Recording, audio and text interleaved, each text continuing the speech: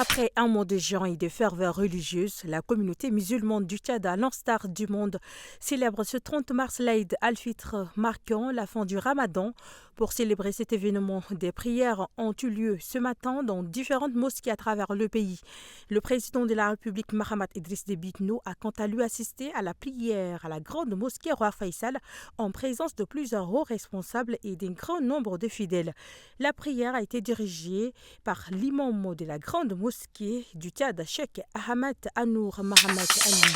Par un arrêté pris ce 29 mars, le ministre de l'Environnement Hassan Bahit Jamous a suspendu 4 responsables du parc national de Zakouma pour manquement grave.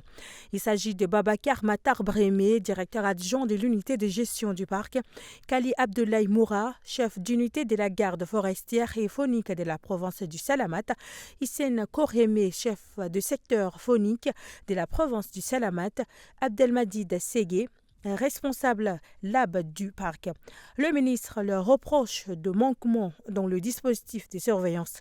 Cette décision intervient après l'abattage le 25 mars de 2 rhinocéros. Cette décision intervient après l'abattage le 25 mars de des rhinocéros femelles par des braconniers.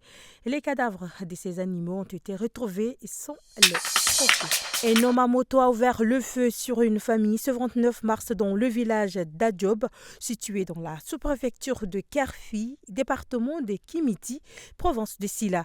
3 personnes ont été tuées sur le coup et une 4e grièvement blessée. L'assaillant a pris la fuite après l'attaque.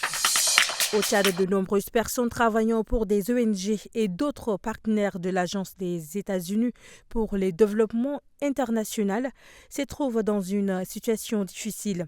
Après l'annonce le 27 janvier dernier par le président Donald Trump de la suspension pour 3 mois de l'aide extérieure américaine, plusieurs emplois et programmes de formation sont à l'arrêt. Pour les employés, cette suspension a un impact négatif considérable sur les salariés et leurs familles.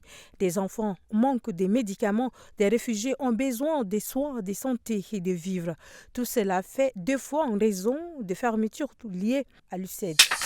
Situé dans l'est du Burkina Faso, le camp militaire de la ville de Diapaga a été pris d'assaut par un groupe terroriste armé dans l'après-midi du 28 mars.